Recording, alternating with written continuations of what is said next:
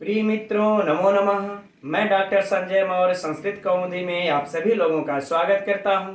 मित्रों, शाम के 7:30 बज चुके हैं और हम लोग प्रतिदिन शाम 7:30 बजे एलटी ग्रेड शिक्षक भर्ती के लिए तैयारी कर रहे हैं, अध्ययन कर रहे हैं। और इस समय एलटी ग्रेड शिक्षक भर्ती के पाठ्यक्रम के अनुसार नीति शतकम ग्रंथ का अध्ययन चल रहा है और इसमें हम लोग 7 श्लोकों तक का अध्ययन कर चुके हैं। और अब आज की कक्षा में मित्रों हम लोग इस 8वें श्लोक से अध्ययन आरंभ करते हैं, मूर्ख पद्धति से। तो मित्रों, सबसे पहले हम लोग इस श्लोक के अर्थ को देखा जाएगा, फिर इसके व्याकरणात्मक टिप्पणियों को, तत्पश्चात जो परीक्षा उपयोगी, परीक्षा के लिए महत्वपूर्ण इससे प्रश्न बनते हैं उस पर चर्चा किया जाएगा। तो आप लोग अपना नोट्स और अपनी पुस्तक नीति शतकम खोल करके बैठ जाइए और चलिए अध्ययन प्रारंभ करते हैं। मित्रों, एक बार इस श्लोक का वाचन कर लेते हैं, पढ़ लेते हैं एक बार। तो यदा किंचित ज्ञोऽहं गजैव मदान्धः समभवम् तदा सर्वज्ञो अस्मीति यभवत् अवलिप्तम मम मनः। यदा किंचित किंचित बुद्धजन सकाशादवगतं तदा मूर्खो अस्मीति ज्वरैव मदो में व्यपगतः। मित्रों, ये श्लोक है। कुछ हमारे भाई बहन कहते हैं कि सर आप गाते नहीं है, थोड़ा सा गाया भी कीजिए। तो मित्रों देखिए, अभी हम लोगों का जो ध्यान केंद्रित करना है इन श्लोकों के अर्थों पर, इनकी व्याकरणात्मक टिप्पणियों पर, परीक्षा उपयोगी प्रश्नों पर केंद्रित करना है। और गाने के लिए तो देखिए रस है, आनंद है, आप लोग गा करके आनंद ले सकते हैं। यद्यपि इस श्लोक में शिखरणी छंद है और शिखरणी छंद का लक्षण होता है और उसको गाते इस प्रकार से है, उसको भी सुन लीजिए आप लोग। रसैरुद्रैश्छिन्नाय मनसंभलाग शिखरिणी, ये इसका मित्रों लक्षण है और इस तरह से गाते भी है। रसैरुद्रैश्छिन्नाय मनसंभलाग शिखरिणी, इसमें कैसे गा लेंगे?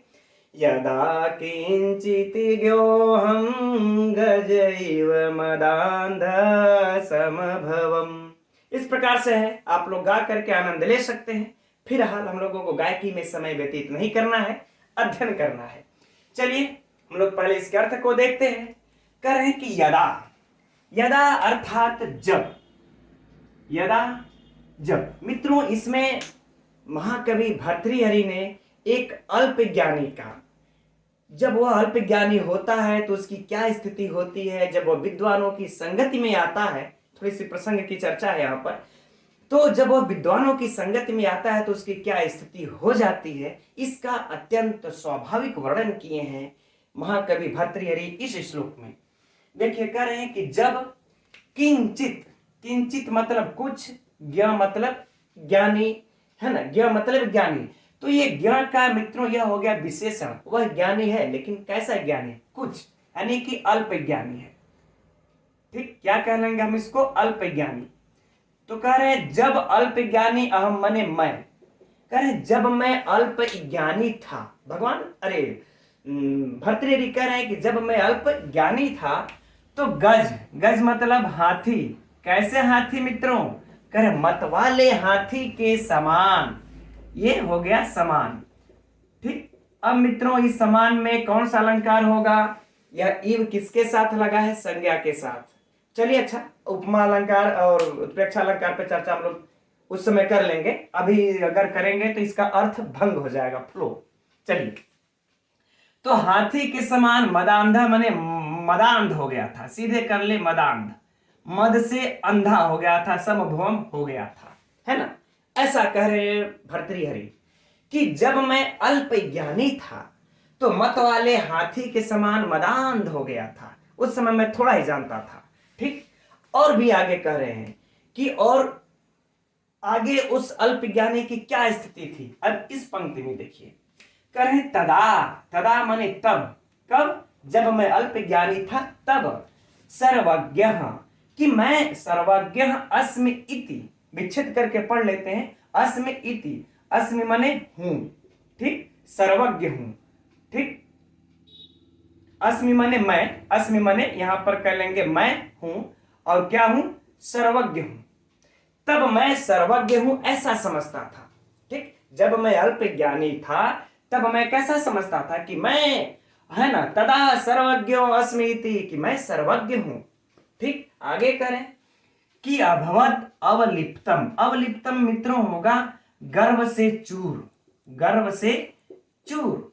ठीक, मम मने मेरा और मन मने मन, और करे मेरा मन गर्व से चूर अभवत मने हो गया था, है ना, मेरा मन जो है कि गर्व से चूर हो गया था कि अरे मैं तो बहुत कुछ जानता हूं और मैं ही सर्वज्ञ हूं, मेरे आगे पीछे कोई कुछ नहीं जानता। राइट, अब ऊपरी पंक्ति का मित्रों एक बार अर्थ, संपूर्ण अर्थ देख लीजिए। भर्तृहरि कह रहे हैं महाकवि कि जब मैं अल्प ज्ञानी था तो मैं मत वाला हाथी के समान क्या मदांध हो गया था और मैं ही सर्वज्ञ हूं, ऐसा मैं सोचता था और मेरा मन गर्व से चूर हो गया था। ठीक, चलिए अब कह रहे हैं इसके बाद क्या घटना घटती है। अब देखिए, कह रहे हैं कि यदा, और यदा, यदा माने जब, कह रहे इसके बाद जब किंचित किंचित यानी कि थोड़ा थोड़ा, है ना, या कुछ कुछ कह ले या फिर थोड़ा थोड़ा कह ले, और कह रहे कि जब मैं थोड़ा थोड़ा क्या किए, बुद्ध जन, बुद्ध जन मतलब विद्वान जन, है ना, विद्वान जन कह लें या फिर पंडित जन कह ले, उनके सकाशाद अवगतम, सकाशात अवगतम, सकाशा मतलब जब उनके निकटता में आया, उनके पास में आया, है ना, या फिर मैं उनसे मतलब हमारी जब नजदीकियां बढ़ी, उनसे जब संगति में बैठने लगा। ठीक, जब मैं थोड़ा थोड़ा विद्वानों की संगति में आया, सीधे कर ले, संगति में आया, इसका मित्रों आप लोग अर्थ पास में आया, निकट में आया, ये भी लगा सकते हैं। जब मैं थोड़ा थोड़ा इन विद्वानों की संगति में आया तब मेरा क्या हुआ, कहें तदा मने तब, तब क्या हुआ, मूर्खो अस्मि इति, कि मैं मूर्ख हूं, मैं क्या हूं, मैं मूर्ख हूं। ठीक, अस्मि माने मैं, इति मूर्खो अस्मि इति, मैं मूर्ख हूं, मैं मूर्ख हूं। तब मुझे पता चल गया कि मैं मूर्ख हूं, मैं कोई विद्वान नहीं हूं, मैं कोई भी सर्वज्ञ नहीं हूं, मैं मूर्ख हूं। और कहे कि जो मेरा ज्वर इव, कौन सा ज्वर, ये अवलिप्तम वाला ज्वर, ज्वर अर्थात जो मैं गर्व से चूर था, यह मेरा ज्वर, इव मतलब समान, मद मने मद में व्यपगतः, करे ज्वर के समान यह मेरा मद, यानी कि जो घमंड था, जो गर्व था, है ना, मद कह ले या फिर अहंकार कह ले। ठीक, अहंकार कह ले या घमंड कह ले कि यह मेरा में व्यपगतः, मेरा धीरे धीरे उतर गया। जैसे होता है, ज्वर होता है, बुखार होता है, औषधि को दे देने पर वह धीरे धीरे स्वतः ही घंटे 2 घंटे में उतर जाता है। ठीक है ना, ठीक उसी प्रकार कह रहे हैं कि जब मैं इन थोड़ा थोड़ा विद्वानों की संगति में जब आया तो मैं मूर्ख हूं, मैं ऐसा समझा, और फिर ये जो मेरा गर्व वाला जो मेरा मद था, अहंकार था, वह बुखार के समान धीरे धीरे व्यपगतः नष्ट हो गया या फिर दूर हो गया। ठीक है मित्रों, ये हुआ इसका अर्थ। तो अब इसका हम लोग मित्रों थोड़ा सा एक बार संपूर्ण अर्थ को देख लेते हैं। महाकवि भर्तृहरि कह रहे हैं कि जब मैं अल्प ज्ञानी था तो मैं हाथी, मत वाले हाथी के समान मद से अंधा था, ये मदांध हो गया था, और तब मैं सर्वज्ञ हूं ऐसा समझता था और मेरा मन गर्व से चूर हो गया था। उसके बाद जब मैं थोड़ा थोड़ा विद्वानों की संगति में आया तब मैं मूर्ख हूं, मुझे यह पता चला कि मैं मूर्ख हूं और मेरा ये जो मद था, अहंकार था, वह बुखार के समान धीरे धीरे दूर हो गया या नष्ट हो गया। ठीक है मित्रों, अब इसमें देखिए जो परीक्षा के लिए प्रश्न बनते हैं पहले उस पर चर्चा कर लिया जाए। ठीक है ना, तो प्रश्न नंबर 1 जो इस लिटरेचर से पूछे जाएंगे, साहित्य से, है ना, कि विद्वानों की संगति में आने पर यह जो अहंकार है किसके समान दूर हो गया, है ना, तो विकल्प दे देगा ज्वर के समान, जल के समान, है ना, दिन रात्रि के समान। तो ज्वर के समान मेरा यह अहंकार, मद किसके अहंकार, किसके समान दूर हो गया? तो ज्वर के समान दूर हो गया। ठीक, अगले प्रश्न कैसे घुमाएगा कि देखिए कि मेरा अहंकार मतलब मैं मूर्ख हूं और यह मेरा अहंकार किसकी संगति में आने पर दूर हुआ? बुध जन सकाशाद अवगतम, है ना, बुध जन सकाशा विद्वानों की संगति में आने पर मेरा अहंकार दूर हो गया। इस प्रकार से। ठीक, अल्पज्ञानी क्या समझता है? अल्पज्ञानी क्या समझता है? प्रश्न संख्या एक देखिए, बहुत बेहतरीन प्रश्न है ये कि अल्पज्ञानी क्या समझता है? मैं मतलब मैं बलवान हूं, या फिर मैं बड़ा आदमी हूं, मैं धनवान हूं, या फिर मैं सर्वज्ञ हूं। तो क्या सर्वज्ञ अस्मीति, अल्पज्ञानी क्या समझता है? मैं सर्वज्ञ हूं। नहीं तो थोड़ा सा यहां पर मित्रों चकमा खा सकते हैं कि जब पूछ देगा कि मैं कि क्या अल्पज्ञानी क्या समझता है, तो मैं सर्वज्ञ हूं। चलिए ठीक है, इस प्रकार से इसमें से प्रश्न हो जाएंगे मित्रों साहित्य से। अब हम लोग चलते हैं इसके व्याकरणात्मक टिप्पणियों में। अब इसकी व्याकरणात्मक टिप्पणियों को मित्रों हम लोग थोड़ा सा शॉर्ट में देखते हैं, जो परीक्षा के लिए उपयोगी है, महत्वपूर्ण है, उसको देखा जाए। देखिए, यदा किंचित ज्ञः, ज्ञ का मतलब मित्रों कल भी चर्चा हो चुकी है, ज्ञ धातु से क प्रत्यय मिल करके बन जाता है ज्ञ, अर्थात विद्वान। आतोनुपसर्गे सूत्र से क प्रत्यय लगता है, चर्चा हो चुकी है। गज इव मदांध, मदेन अंध, क्या होगा? मदेन अंध, मदांध, यह महत्वपूर्ण है। मदेन अंध, मदांध कौन सा समास है मित्रों? तृतीया तत्पुरुष समास है ना, तृतीया तत्पुरुष समास। बाकी संभव इत्यादि का कोई पूछने का मतलब नहीं बनता। तदा सर्वज्ञ, है ना, सर्वज्ञ। अब सर्वज्ञ का मित्रों दो प्रकार से इसकी सिद्धि हो सकती है। एक तो सर्व धन ज्ञा धातु से क प्रत्यय लगा देंगे तो भी बन जाएगा सर्वज्ञ, ठीक है ना, यह भी बन सकता है। और एक षष्ठी तत्पुरुष भी बनता है, सर्वेशाम ज्ञ, क्या एक षष्ठी तत्पुरुष भी हो जाएगा कि सर्वेशाम ज्ञ, अर्थात सब जगह से जानने वाला, तो षष्ठी तत्पुरुष, इसमें षष्ठी तत्पुरुष भी बनेगा। तो दोनों प्रकार से आप सर्वज्ञ सिद्ध कर सकते हैं। यदि परीक्षा में पूछ दिया सर्वज्ञ में कौन सा प्रत्यय है, तो क प्रत्यय है, कौन सा समास है, तो षष्ठी तत्पुरुष समास है मित्रों। यही सब देखिए परीक्षा के लिए प्रश्न है और यही सब देखिए पूछे जाते हैं, तो हम लोग थोड़ा सा चकमा खा जाते हैं, कहते हैं यार ये कहां पर दिया हुआ है। ठीक, आगे है यदा किंचित, किंचित कोई मतलब नहीं है, बुध जन सकाशाद अवगतम, बुध है ना, तो बुध में आप लोग जानते ही हैं, बुध धातु से क प्रत्यय लग करके, कल भी चर्चा हो चुकी है इसमें ना, सूत्र इसका है वही वाला जो कल चर्चा हुई थी। ठीक, ईगो ईगो पधा ज्ञ प्री की क्या है, प्री की रह, ठीक है, ये वाला सूत्र से लग जाता है। अब जन सकाशात, सकाशात अवगतम, तो संधि हो गई है, व्यंजन संधि स्पष्ट दिख रही है आप लोगों को। तदा मूर्खो अस्मीति, ठीक, मूर्ख मूर्ख अस्मि इति, मूर्ख अस्मि इति, तो मूर्ख अस्मि विसर्ग संधि यहां पर फिर उत्त हुआ है, स्पष्ट आप लोगों को दिख रहा है, संधि में देख चुके हैं हम लोग।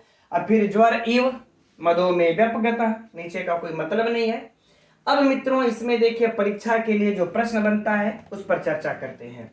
देखिए पहला प्रश्न, मदांधा में कौन सा समास है? तृतीया तत्पुरुष, ठीक, सर्वज्ञ का तो हो ही गया, और बाकी इधर नीचे कोई व्याकरणात्मक टिप्पणी से प्रश्न नहीं बनता जो कि आप लोगों से पूछे। हाँ, अब यह चीज पूछेगा कि इसमें छंद कौन सा है, तो कौन सा छंद है मित्रों? प्रारंभ में चर्चा हो चुकी है कि शिखरणी छंद है।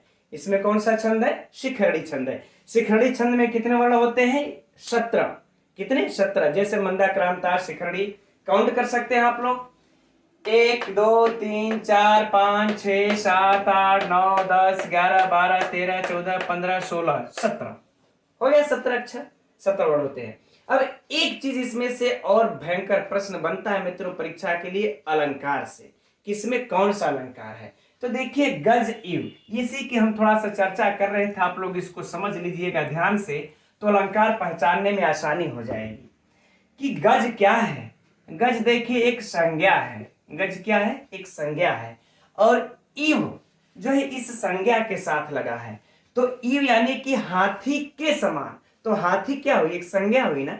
तो इस जब जब संज्ञा के समान, एकदम आप लोग अपने पुस्तक में नोट कर लीजिएगा कि इव जब संज्ञा के साथ लगा होता है तब कौन सा अलंकार हो जाता है, उपमा अलंकार। एकदम नोट कर लीजिएगा मित्रों, एकदम समझने में आसानी होगी, आप लोगों को अलंकार पकड़ने में आसानी हो जाएगी। ठीक, तो यहां पर देखिए किसके समान मैं मदांध था, तो हाथी के समान, गज के समान, गज संज्ञा है, हाथी इसके, इव इसके साथ लगा है। यदि यही चीज इव जब क्रिया के साथ होती है, ठीक, जब यह इव क्रिया के साथ होता है तब क्या हो जाता है, उत्प्रेक्षा। क्या हो जाता है, उत्प्रेक्षा। एकदम अपनी पुस्तक में, अपने नोट्स में नोट कर लीजिएगा कि संज्ञा जब इव के साथ होता है तो उपमा, और क्रिया के साथ होता है तो उत्प्रेक्षा। राइट, चलिए, तो ये आप लोगों के परीक्षा के लिए भयंकर महत्वपूर्ण प्रश्न है। और बाकी मित्रों इसमें से जो थी चर्चाएं हो चुकी हैं। अब हम लोग अगले श्लोक की तरफ बढ़ते हैं। तो ये रहा आगे का 9वां श्लोक मित्रों। चलिए इसका अध्ययन करते हैं। तो पहले एक बार इसको पढ़ लिया जाए, फिर अर्थ देखते हैं। तो कृमिकुलचितम लालाक्लिन्नम विगंधी जुगुप्सितम निरूपम रसप्रीत्या खादन खरास्थि निरामिषम सुरपतिमपि स्वा पार्श्वस्थं विलोक्य न संकते न ही गणयति क्षुद्रो जंतु परिग्रह फलभुताम। यह मित्रों देखिए महत्वपूर्ण सूक्ति है। यद्यपि मैं पिछले कुछ श्लोक में यह सूक्तियों को अंडरलाइन करवाना, बताना, इंगित करना भूल गया। ठीक है, यद्यपि आप सभी लोग इतना तो पहचान ही रहे होंगे कौन महत्वपूर्ण सूक्ति है। ठीक है, तो यह देखिए बहुत ही महत्वपूर्ण सूक्ति है, कई बार परीक्षाओं में पूछ चुका है, इसलिए आप लोग इसे अपनी पुस्तक में अंडरलाइन अवश्य कर लीजिएगा। ठीक है मित्रों, चलिए अब इसके अर्थ को देखते हैं। अच्छा, लेकिन मित्रों मैं एक थोड़ा सा आप लोगों से सलाह लेना चाहता हूं। कहीं ऐसा तो नहीं कि मैं आप लोगों का बहुत ज्यादा समय मतलब खर्च कर दे रहा हूं, ज्यादा समय ले रहा हूं। अगर श्लोकों को बताने में, संपूर्ण करने में यदि ऐसा होगा मित्रों, तो आप लोग मुझे कमेंट्स करके अवश्य ही बताइए, ताकि मैं आप लोगों के अनुरूप शिक्षण कार्य कर सकूं, आप लोगों के समय के अनुसार। चलिए ठीक है, इसके अर्थ को देखते हैं। तो देखिए इसमें भर्तृहरि एक नीच की नीचता कितनी हद तक जा सकती है, वो कितने नीचे तक जा सकता है, उसको बता रहे हैं इस श्लोक में। ठीक, तो कह रहे हैं कृमि कुलचितम। कृमि मतलब कीड़ा, कृमि मतलब कीड़ा से, कुलचितम मतलब युक्त, यानी कि भरी हुई, कीड़ा से भरी हुई। तो हम लोग कीड़ा से युक्त कर लेते हैं, कोई बात नहीं, या कीड़ा से भरी हुई। लाला क्लिन्नम, लाला अर्थात लार से, लार से गीली है ना, या लार से भीगा, जो लार से बिल्कुल भीगी हुई हो। और विगंधी मतलब क्या हो जाएगा, दुर्गंध, दुर्गंध से युक्त। और जुगुप्सितम यानी कि घृणित, या जो घृणा से युक्त हो, जो घृणा से युक्त हो, या फिर हम कह ले घृणित। ठीक, अब आगे हम लोग मित्रों यहां से नहीं, यहां से अर्थ देखेंगे तो सटीक बैठेगा। निरामिषम है ना, अर्थात मांस से रहित, मांस से रहित। ठीक, ये रहा। अब आगे देखिए है अस्थि। अस्थि, खरा अस्थि, यानी गधे की हड्डी, खरा की हड्डी। ठीक, खरा की हड्डी, ठीक है ना, गधे की हड्डी। ठीक, अब देखिए यहां पर मित्रों, ये अब तक यहां से लेकर के हम लोग कृमि कुलचितम लाला क्लिन्नम विगंधी जुगुप्सितम निरामिषम, यानी कि 1 2 3 4 और ये 5, ये पांचों क्या है, विशेषण है। पांचों क्या है, विशेषण, किसके, गधे की हड्डी के विशेषण है ना। एक गधे की हड्डी के 5 विशेषण दिए गए हैं। परीक्षा में यह भी पूछा जा सकता है, पूछता ही है ना। यह 2 लाइन दे देगा, चाहे यही 1 लाइन दे दे परीक्षा में और पूछ देता है। ठीक, कि निरामिषम किसका विशेषण है, गधा की, गधे की हड्डी की, या फिर रस की, इस प्रकार से पूछा जा सकता है। तो यह हड्डी के 5 विशेषण हो गए, है ना। तो कह रहे हैं कि कीड़ा से युक्त, लार से भीगा, दुर्गंध से युक्त, घृणित, मांस से रहित, गधे की हड्डी को खादन मतलब खा रहा है, यानी खाते हुए, ठीक, क्षत्रिय प्रत्यय है तो खाते हुए। और कैसे खा रहा है ना, निरूपम रस प्रीत्या, ये देखिए क्रिया विशेषण हो गया, या क्या हो गया, क्रिया विशेषण। ये जो खा रहा है ना, ये जो खाने का क्रिया विशेषण हो गया कि वो जो खा रहा है, निरूपम रस प्रीत्या, अत्यंत रस की आनंद लेकर के, अत्यंत रस से प्रेम होकर के, है ना, अत्यंत रस में डूब करके वह खाते हुए किस हड्डी को, इस गधे की हड्डी को खा रहा है। और वह गधे की हड्डी कैसी है, उसमें कीड़ा लगे हुए हैं, लार से एकदम भीगा हुआ है और महक रहा है, दुर्गंध दे रहा है और घृणा से युक्त है, और मांस तो उसमें कहीं है ही नहीं है। ठीक, अब प्रश्न उठता है कि कौन खा रहा है, तो यहां पर तो आप लोग देख ही रहे, स्वाद मतलब कुत्ता खा रहा है। चलिए अब नीचे देखते हैं, करें यह कुत्ता खाते हुए उस गधे की हड्डी को सुरपति मपी, सुरपति मपी मतलब इंद्र, है ना, यह आप लोग, सुरपति मतलब इंद्र होता है, अपि मने भी, इंद्र भी, इंद्र को भी, ठीक। सुरपति शब्दावली है, परीक्षा में पूछा जाता है, यद्यपि सरल है, आप सभी लोग जानते होंगे, जो लोग नहीं जानते नोट कर लीजिएगा। सुरपति मने इंद्र को भी, पार्श्वस्थम मने पास में स्थित, पास में स्थित या पास में खड़े, पास में खड़े इंद्र को भी विलोक्य मने देख कर न संकते मने लजाता है, नहीं लजाता है, ठीक है ना, वह कुत्ता नहीं लजाता है, वो अपना हड्डी को चबाने में मस्त रहता है, इस प्रकार की हड्डी को। अब पास में भले ही इंद्र खड़े हो, उनको देख कर कोई लजाएगा ही नहीं, ठीक, ये अर्थ हो गया।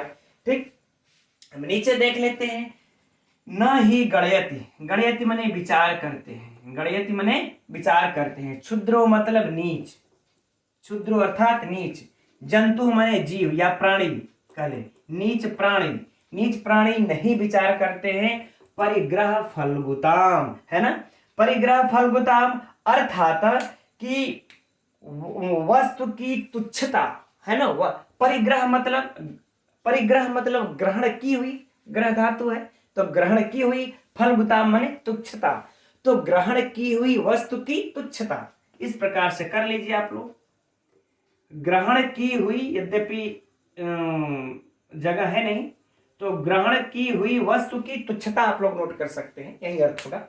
ठीक, तो ग्रहण की गई हुई वस्तु की तुच्छता पर, नीचता पर, नीच जो प्राणी होता है वह विचार नहीं करता है। अभी एक बार इसके संपूर्ण अर्थ को देख लेते, फिर समझेंगे।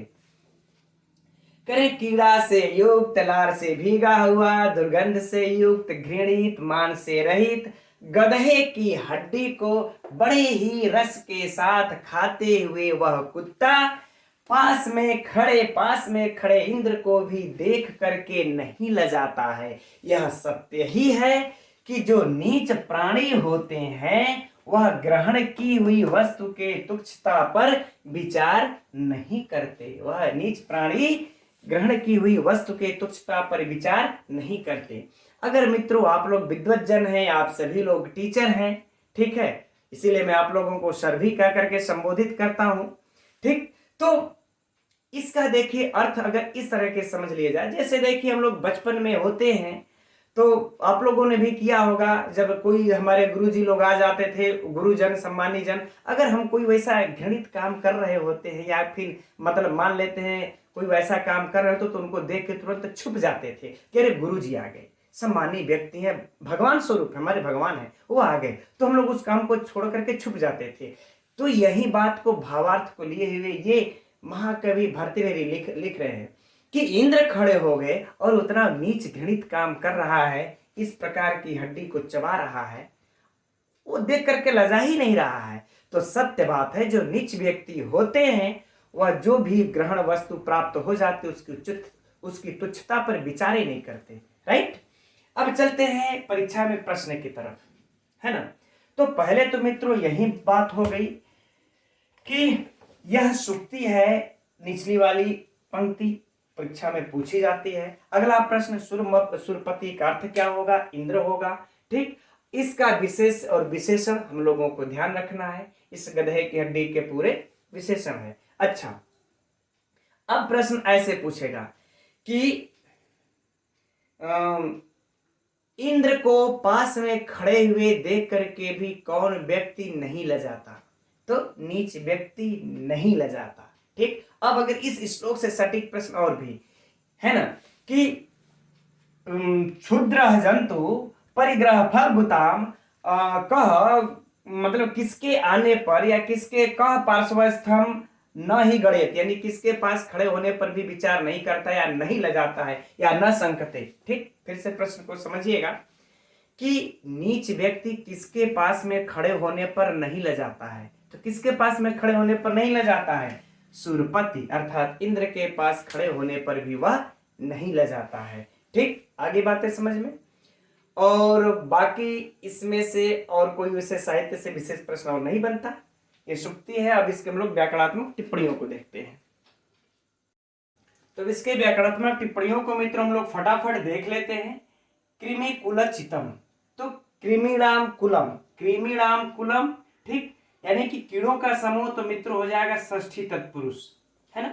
सिर्फ यदि कृमि कुलम में पूछे तो कि कृमि कुलम में कौन सा समास है, तो कृमिणाम कुलम षष्ठी तत्पुरुष। अब यदि यहां से पूछ दे कृमि कुलम चितम, पूरा यहां तक पूछ देगा, तब क्या हो जाएगा? तही चित्तम।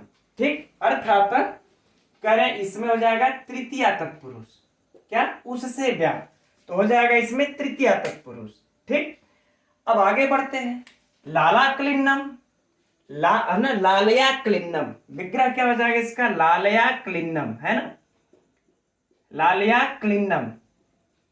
ठीक मित्रों, आप लोग समझ लीजिएगा, लिखने में ज्यादा वक्त जाएगा। लालया क्लिन्नम अर्थात तृतीया तत्पुरुष, इसमें भी लार से भीगी, ऐसे ही लार से भीगी, और विगंधी, विगंधी है ना, तो विगत गंध अस्मात् तत्, जिसमें से गंध निकल गया हो, ऐसा। तो कौन सा समास हो जाएगा मित्रों? बहुव्रीहि समास, सिंपल सी बात। जुगुप्सितम निरूपम रस प्रत्या, निरूपम रस है ना, निरूपम रस, तो रस क्या हुआ? विशेष, निरूपम क्या हो गया? विशेषण, तो क्या हो जाएगा? कर्मधारय समास। अब यदि पूरे में देख लेंगे कि निरूपम रस प्रत्या, है ना, तो निरूपम रसे प्रत्या, निरूपम रस में प्रीति, कौन सा हो जाएगा तब? सप्तमी तत्पुरुष समास, ये यहां तक। ठीक, अब है खादन, देख ही रहे हैं, खरास्ती निरामिषम, हाँ, निर्गतम अमिषम यस्मात् तत्, कौन सा हो जाएगा? प्रादि बहुव्रीहि समास, प्रादि बहुव्रीहि समास। ठीक, सुरपति, आगे देखते हैं आप, सुरपति सुराणाम पति, ठीक, तो सुराणाम पति, सुरों का पति, कौन सा समास? षष्ठी तत्पुरुष। ठीक, आगे पार्श्वस्थम, पार्श्वस्था का, इसकी व्युत्पत्ति क्या हो जाएगी? पार्श्व अस्था धन का। मित्रों थोड़ा सा जल्दी जल्दी देख देते हैं, क्योंकि आज मूर्ख पद्धति को समाप्त करने के मूड में है कि 4 श्लोक है, समाप्त ये कर लिया जाए फटाफट इसको। विलोक के न संकते, जान ही रहे आप लोग, न ही गणयति क्षुद्रो, हाँ, परिग्रह फलभूताम। ठीक, परि धन ग्रह धन, परिधन ग्रह धन अप, है ना, परिग्रह, अरे परिग्रह फिर फलभूता, ये बन गया। ठीक है ना। तो अब इसमें से मित्रों जो प्रश्न बनेगा इसी प्रकार से पूछा जाएगा। कृमिकुल चितम, है ना, कौन सा समास है? तृतीया तत्पुरुष, कृमिकुलम षष्ठी, लालया क्लिन्नम, है ना, तृतीया तत्पुरुष समास, विगंधी में याद रखिएगा बहुव्रीहि समास, निरूपम रस प्रत्यय। अच्छा, इसमें विभक्ति कौन है?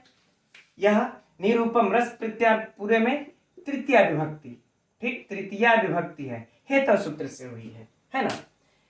तृतीया विभक्ति, कर्मधारय समास, सप्तमी तत्पुरुष। अब ये सब बाकी मित्रों देख ही रहे हैं। अब इसमें से जो और एक प्रश्न है, यह मित्रों ये तो हम लोगों को याद ही रख लेना होगा। ये इससे जब, चूंकि अगर मान लेते हैं श्लोक हम पहचानते हैं, यदि मेघदूतम का दे देता है तो हम पहचान लेते हैं कि तो पूरा संपूर्ण में मंदाक्रांता है ना। लेकिन यहाँ पर अगर इससे अगर पूछेगा श्लोक, तो इसमें कई जो है कि छंद दिए हुए हैं, तो नहीं पकड़ पाएंगे। इसलिए हम लोगों को याद रखना है, इसमें मित्रों हरिणी छंद है। कौन सा छंद है? हरिणी। ठीक है, यही लिख लेते हैं, ठीक, आप लोग भी वैसे नोट कर सकते हैं सुनकर के ही। हरड़ी छंद है, हरड़ी छंद में भी मित्रों 17 अक्षर होते हैं, काउंट कर सकते हैं। ठीक, न समर सलागा, ये क्या होगा इसका, हाँ न समर सलागा इसका लक्षण है। नगण, सगण, रगण, अरे ये मगण, इस प्रकार से घटा सकते हैं आप लोग। 17 अक्षर, 1 2 3 4 5 6 7 8 9 10 11 12 13 14 15 16 17 अक्षर हो गया ना। तो 17 अक्षर है, घटा सकते हैं इस प्रकार से आप लोग। ये बल्कि नहीं रहेगा, अभी मैं ध्यान ये दे रहा हूं, ऊपर रहेगा इस तरह से, जुगुप्सित 17 अक्षर हो गया है ना मित्रों। अब इसमें बात आती है एक और महत्वपूर्ण बात, अलंकार की, है ना, जो परीक्षा में पूछेगा अलंकार किस कौन है। तो मित्रों जिसमें भी ये एकदम ट्रिक अपना लीजिए एकदम, कि जिस भी श्लोक में आप लोगों को इस प्रकार से सूक्ति नजर आए, ये 3 श्लोक, अगर 3 पंक्तियां एक प्रकार की या एक पंक्ति एक प्रकार से दूसरे की एक सूक्ति नजर आए, सीधे सीधे लिख दिया करिए कि अर्थांतर न्यास अलंकार है। कौन है? अर्थांतर न्यास अलंकार है, ग्निह संकोच समझ लिया करिए। यद्यपि इसमें अप्रस्तुत प्रशंसा का संकर है दोनों का, लेकिन टेंशन मत लीजिए, परीक्षा में निसंकोच लगाइएगा अर्थांतर न्यास अलंकार, यही पंक्तियां दे करके पूछेगा, यो बात है, दूसरा कोई नहीं। ये पंक्ति दे करके पूछ देगा कि इसमें कौन सा अलंकार है, तो सीधे कह दीजिएगा अर्थांतर न्यास अलंकार है। राइट, चलिए ठीक है, अब हम लोग फटाफट अगले श्लोक की तरफ बढ़ते हैं। तो ये रहा अगला श्लोक मित्रों, 10वां। ठीक, इसका हम लोग थोड़ा सा जल्दी जल्दी फटाफट अध्ययन कर लेते हैं, क्योंकि मूर्ख पद्धति में इस श्लोक के बाद बस एक ही श्लोक और शेष बचा है, तो थोड़ा सा जल्दी जल्दी किया जाएगा, तो आज ही की कक्षा में मूर्ख पद्धति समाप्त हो जाएगा। तो कल की कक्षा से फिर हम लोग कक्षा से विद्वत पद्धति का अध्ययन किया जाएगा। तो चलिए एक बार इसको पढ़ लेते हैं। शिरः सार्वं स्वर्गात् पशुपति शिरस्तः क्षितिधरम् महीध्रात् उत्तुंगात् अवनीम् अवनिश्चापि जलधिम् अधोधो गंगेयां पदम उपगता स्तोकमथवा विवेक भ्रष्टानां भवति विनिपातः शतमुखः। इस श्लोक में मित्रों महाकवि भर्तृहरि यह बता रहे हैं कि जो उनकी बुद्धि भ्रष्ट हो जाती है, जो लोग विवेक से भ्रष्ट होते हैं, उनका पतन किस प्रकार होता है, और इसके लिए वो गंगा का उदाहरण देते हैं, है ना। तो हम लोग भी अर्थ इसी गंगेयम से ही प्रारंभ करते हैं, यम गंगा, यम गंगा अर्थात यह गंगा, ठीक है ना। इस प्रकार से मान लीजिए कि धरती पर गंगा बह रही है, तो दिखा करके देखो यह जो गंगा है ना, यह गंगा, अब यह कैसे इसका पतन हुआ अब बताते हैं। कहते हैं शिराह मतलब मस्तक पर, है ना, मस्तक पर, किसके? सार्वम मतलब शिव के मस्तक पर गिरी, पहले आई, गिरी कहां से? स्वर्गात अर्थात स्वर्ग से। कह रहे यह गंगा, दिखा करके कि यह गंगा स्वर्ग से शिव के मस्तक पर, और फिर पशुपति, पशुपति मतलब शिव, और फिर शिव के शिरस्तः और शिव के कह रहे फिर सिर से कहां गिरी? क्षितिधरम, क्षितिधरम मतलब मित्रों हिमालय, क्षितिधरम का अर्थ क्या होगा? हिमालय, ठीक। तो देखो 2 सीढ़ी तो उतर गई गंगा, है ना। यह गंगा जो है स्वर्ग से शंकर के मस्तक पर, कहां से? स्वर्ग से शंकर के मस्तक पर, और फिर शंकर के मस्तक से हिमालय पर, ठीक मित्रों। काउंट करते रहिए, परीक्षा में एकदम गहन अध्ययन कीजिए, किसी भी प्रकार पूछे कंफ्यूज नहीं होना है। तो एक सीढ़ी यहां उतरी, यानी कि स्वर्ग से शंकर पर आई, मस्तक पर आई, मस्तक से उनके कहां गई? दूसरे पर, हिमालय पर गई, ठीक। फिर एक सीढ़ी उतर रही है ना, महीध्रात, महीध्रात मित्रों क्या होता है? फिर हिमालय। बस शब्दावलियों का अलग अलग अंतर है मित्रों, जैसे सार्वम मने शिव, तो पशुपति मने भी शिव, जब दोबारा शिव की जरूरत पड़ी तो पशुपति यूज किया महाकवि भर्तृहरि ने। तो यहाँ क्षितिधरम तो यानी हिमालय, फिर अब हिमालय से कहना पड़ा तो हिमालय को महीध्रात कह दिए। तो महीध्रात हिमालय, उत्तुंगात, उत्तुंगात मतलब मित्रों ऊंची चोटी से। भाई हिमालय पर भी गिरी तो हिमालय के तलहटी में नहीं गिरी वह गंगा, हिमालय के ऊंचे चोटी से, है ना, ऊंचे चोटी से। कहां पे? अवनिम, अवनिम मतलब पृथ्वी, ठीक, अवनिम मतलब पृथ्वी पर गिरी, ठीक है। तो उस हिमालय के ऊंची चोटी से पृथ्वी पर आई। अब अवनेश चापी, हर और अवनेश चापी यानी अवनी यानी इस पृथ्वी से, और इस पृथ्वी से कहां की, जलधि अर्थात समुद्र में चली गई। कहां चली गई, समुद्र में चली गई।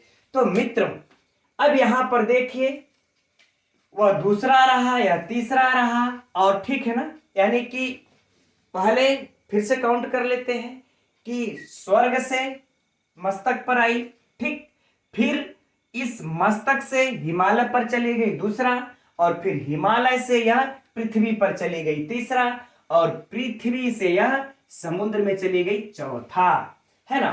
तो अगर मान लेते हैं परीक्षा में इस प्रकार से प्रश्न पूछे, याद रखिएगा, यद्यपि यहां पर तो लिखा है कि विवेक से भ्रष्ट लोगों का पतन कितने प्रकार से होता है, तो शतमुख सैकड़ों प्रकार से होता है ना, तो हम लोग ये लिख देंगे। लेकिन हम लोग अगर यह परीक्षा में पूछ दे कि यम गंगा गंगेयम यम गंगा, इस गंगा का पतन कितने प्रकार से हुआ है, तब क्या बताइएगा, यह 4 प्रकार से हुआ है ना।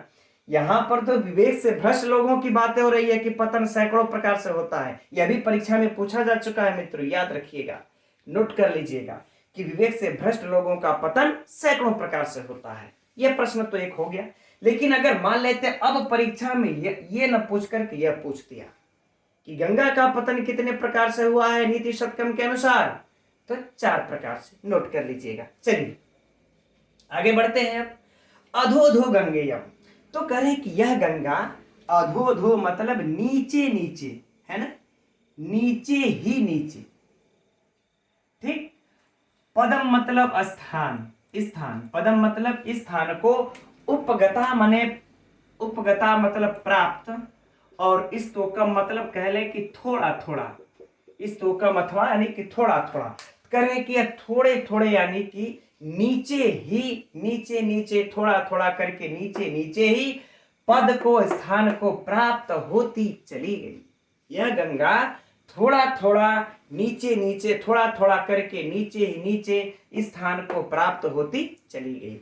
इसलिए सत्य ही कहा गया है। क्या सत्य कहा गया है कि विवेक भ्रष्टानाम, विवेक से भ्रष्ट लोगों का, भवति मने होता है, विनिपातः मतलब पतन, विवेक से भ्रष्ट लोगों का पतन शतमुख सैकड़ों प्रकार से होता है।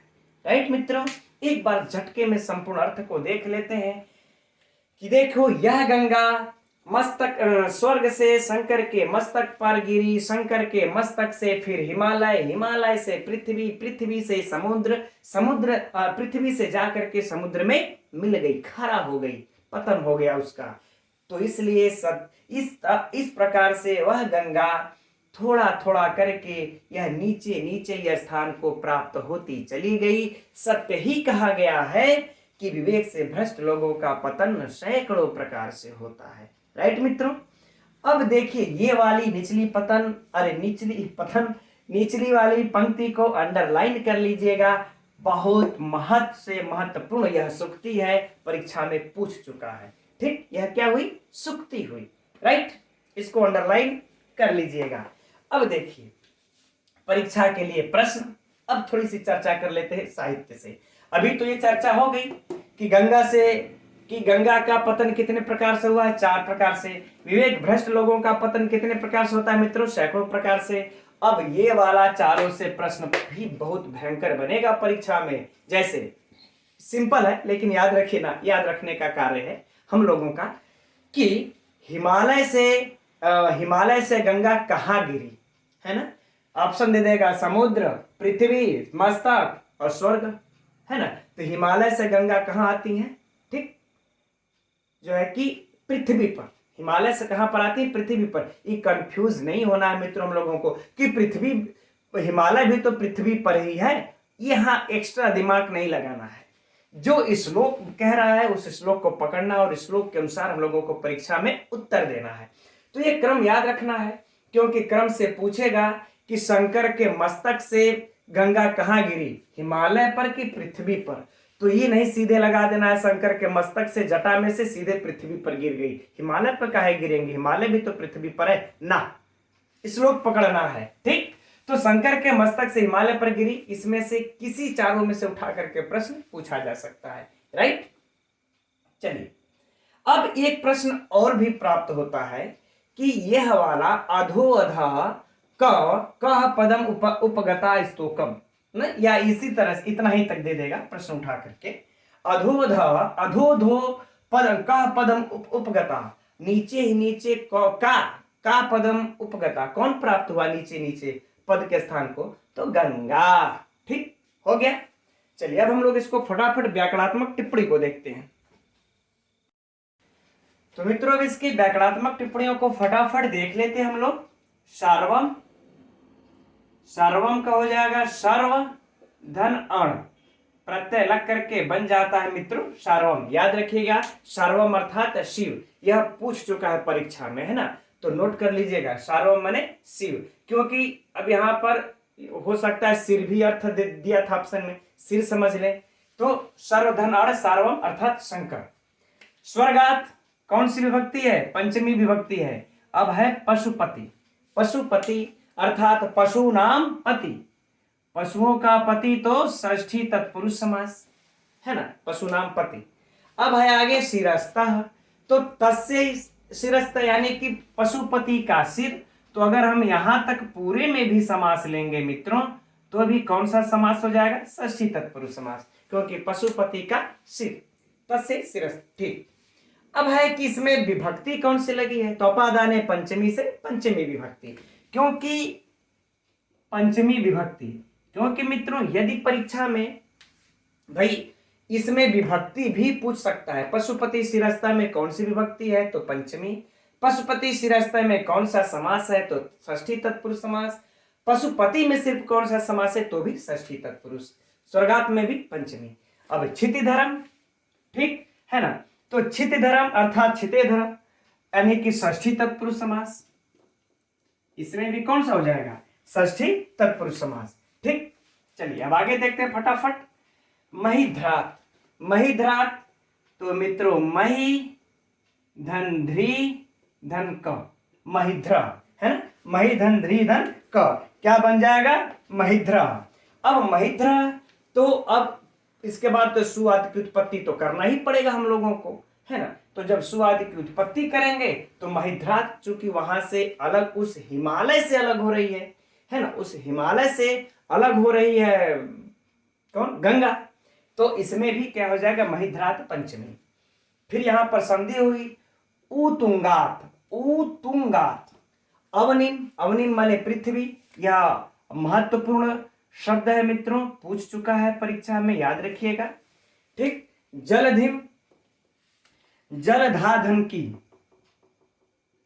जलधाधन की प्रत्यय मिल करके बन जाता है जलधि, है ना। ठीक, याद रखेंगे। अब है अधोधो गंगेयम गंगाग्यम पदम उपगता स्तोकम अथवा, बाकी सब वही देख रहे हैं। हाँ, विवेक भ्रष्टानाम, विवेक भ्रष्टानाम में कौन सा समास है, तो बहुव्रीहि समास है, बहुव्रीहि समास है। भ्रष्ट विवेक एषां ते भ्रष्ट विवेक, जिसकी बुद्धि भ्रष्ट हो गई हो, बहुव्रीहि समास परीक्षा के लिए महत्वपूर्ण, अंडरलाइन कर लीजिएगा। ठीक, अब इसमें विवेक और भ्रष्ट में भी अगर अलग अलग करें तो इनकी व्युत्पत्ति को अगर देख लिया जाए तो विवेक में क्या होगा, वि उपसर्ग है और विच से वि विच धन घन। ठीक, नोट कर लीजिएगा, वि विच धन घन, यह नोट कर लीजिए। जब विवेका बन जाएगा भ्रष्टा नाम में भ्रंश से कट प्रत्यय, भ्रंश धन कट प्रत्यय लग करके बन जाता है भ्रष्ट। भवति विनिपातः, विनिपत घ, है ना, विनिपत घ विनिपातः। शतमुखा, हाँ ये महत्वपूर्ण है। शतमुखा में कौन सी संधि मित्रों, बहुव्रीहि समास, अरे संधि करें समास, है ना। यह मित्रों परीक्षा में पूछ चुका है शतमुखा, इसलिए हम लोगों को याद रखा है। शतामुखानि यस्य सः, शतामुखानि यस्य सः, बहुव्रीहि समास, इसको भी नोट कर लीजिएगा। तो इसमें की व्याकरणात्मक टिप्पणियां मित्रों परीक्षा की दृष्टि से अत्यंत महत्वपूर्ण है, नोट कर लेना है। पहला सतमुखा, दूसरा विवेक भ्रष्टानाम, तीसरा ये पशुपति है ना, शिरस्तः क्षितिधरम। ठीक, ये सब के सब महत्वपूर्ण है समास की दृष्टि से, और अवनी जो है कि शब्द अर्थ की दृष्टि से यह सब के सब महत्वपूर्ण है। ठीक, अब बात करते हैं मित्रों कि देखिए हाँ, कि इसमें अब अलंकार कौन सा है और छंद कौन सा है। तो अलंकार मित्रों देखिए, जैसा कि हमने अभी हम लोगों ने पढ़ा, क्या ये निचली वाली जो पंक्ति है वह क्या है, सुक्ति है। निचली वाली पंक्ति क्या है, सुक्ति है। टाइम क्या हुआ, चलिए ठीक है, निचली वाली पंक्ति क्या है, यह सुक्ति है। तो यह जब सुक्ति है तो कौन सा अलंकार लगा देंगे, अर्थांतरन्यास। एकदम निसंकोच मारिए, अर्थांतरन्यास, कोई समस्या नहीं। ठीक, अब दूसरी बात, इसमें मित्रों छंद कौन सा है ना। तो इसमें जो छंद है शिखरणी छंद है ना, नोट कर लीजिएगा कि शिखरणी छंद है इसमें, इसको भी आप लोग नोट कर लीजिएगा।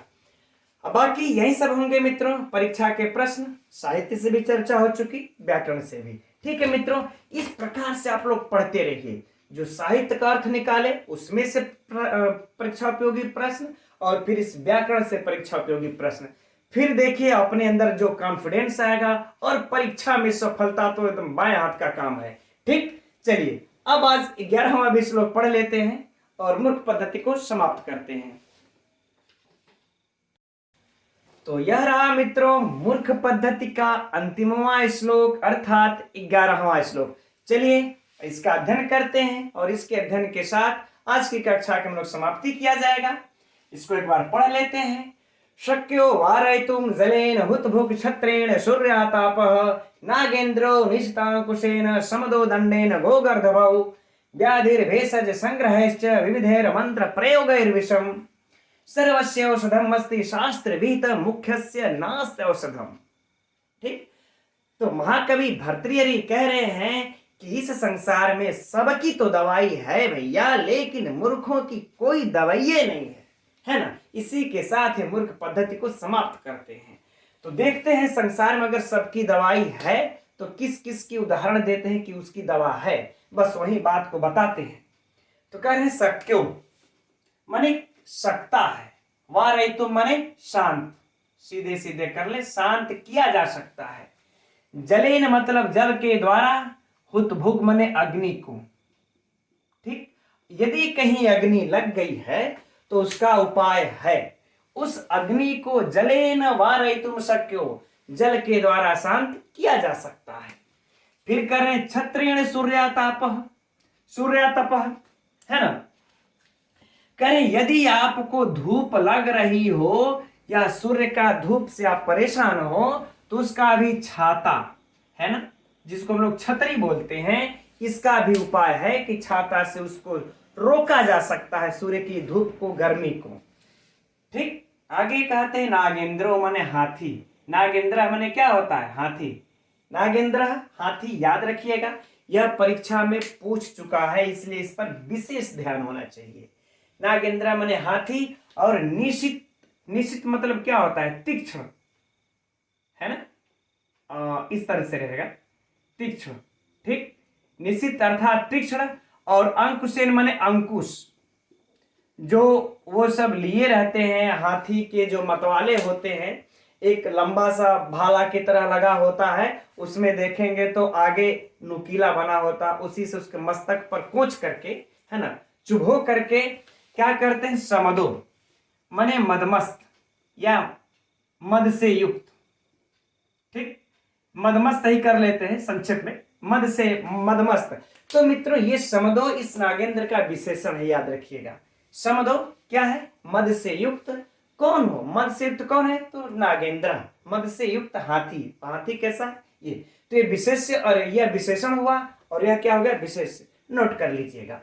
तो कह रहे मद से युक्त हाथी को इस तीक्ष्ण अंकुश से बस में किया जा सकता है ना, मत वाला जो हाथी होगा।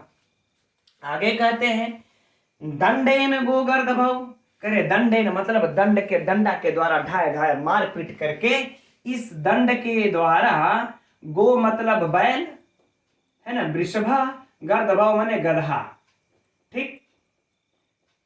तो इस बैल को और गधा को दंडे के द्वारा सही किया जा सकता है, उसका भी उपाय है। आगे और भी बताते हैं। व्याधि है ना, व्याधि मतलब कह रहे हैं कि रोग, व्याधि अर्थात रोग।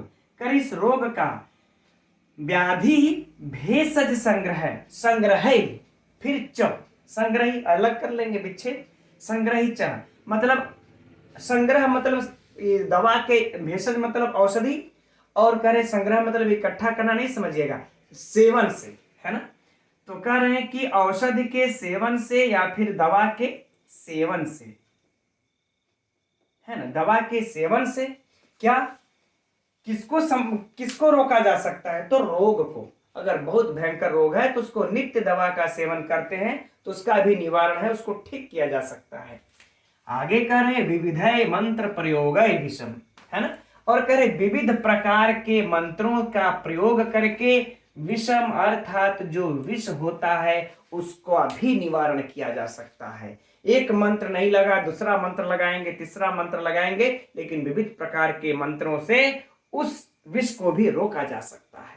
ठीक मित्रों, लेकिन करें आगे कहते हैं सर्वस्य औषधम अस्ति, करें सभी की दवाई है, सभी की औषधि है, दवाई है। कहां पर लिखा है सर्व, मतलब इन सब का उपाय कहां पर लिखा हुआ है, करें शास्त्रम विहितम, शास्त्र में विहित है, शास्त्र में लिखित है।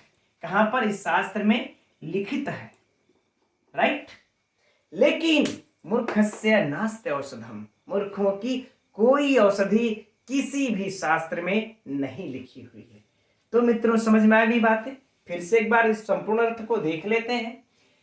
कह रहे यदि अग्नि लग जाए तो अग्नि को जल से शांत किया जा सकता है, सूर्य के धूप को छाता से शांत किया जा सकता है, मदमस्त हाथी को तीक्ष्ण अंकुश से बस में किया जा सकता है, डंडे से बैल और गधे को सुधारा जा सकता है, भयंकर से भयंकर रोग को दवा के सेवन से सही किया जा सकता है, और भयंकर विष को भी विविध प्रकार के मंत्रों से रोका जा सकता है। सबकी औषधि है शास्त्र में लिखी हुई, लेकिन इन मूर्खों की कोई औषधि नहीं लिखी है। राइट मित्रों, अब परीक्षा के प्रश्न की तरफ चलते हैं। अर्थ हो गया, तो देखिए पहला प्रश्न ये होगा कि हम लोग इसको काउंट करें कि सर्वस्य औषधम अस्ति। अगर इस तरह से पूछ दे कि सर्वस्य औषधम अस्ति जो है, तो यह कितने प्रकार की औषधियों का वर्णन, ये कितने प्रकार से, कितने प्रकार के इन उपायों का, औषधियों का वर्णन भर्तृहरि ने किया है।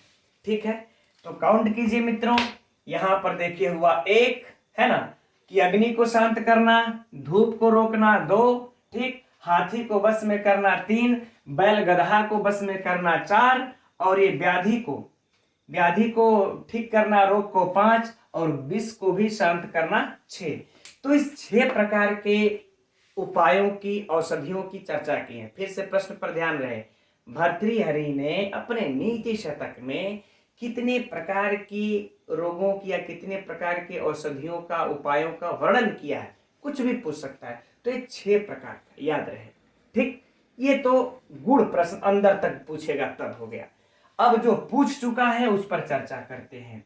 तो पहली बात मित्रों कि ये वाला श्लोक पंक्ति अंडरलाइन कर लीजिएगा, यह भी सुक्ति है, यह भी क्या है, सुक्ति है। पूछा जा चुका है और पूछा भी जा सकता है कि किस ग्रंथ की है, ठीक। या अब थोड़ी सी उठा दे लेवल, तो यह भी पूछ सकता है कि नीति शतकम के किस पद्धति से यह श्लोक है ना।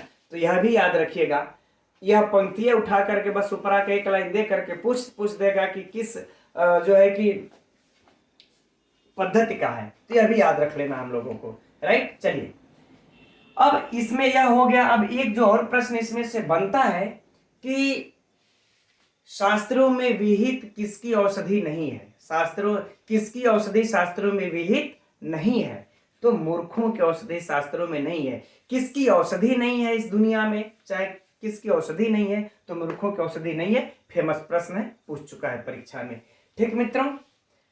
अब हम लोग चलते हैं इसके व्याकरणात्मक टिप्पणियों पर। तो फटाफट मित्रों इसके महत्वपूर्ण व्याकरणात्मक टिप्पणियों को देखते हैं। शक्य, ठीक, शक धन यत प्रत्यय लग करके बन जाता है शक्य, याद रहे। बाकी बार है तुम जलेन देख ही रहे, हुतभुक है ना, हुतभुक को देख लिया जाए। हुत धन भुज धन क्विप प्रत्यय लग करके बन जाता है मित्रों हुतभुक, है ना।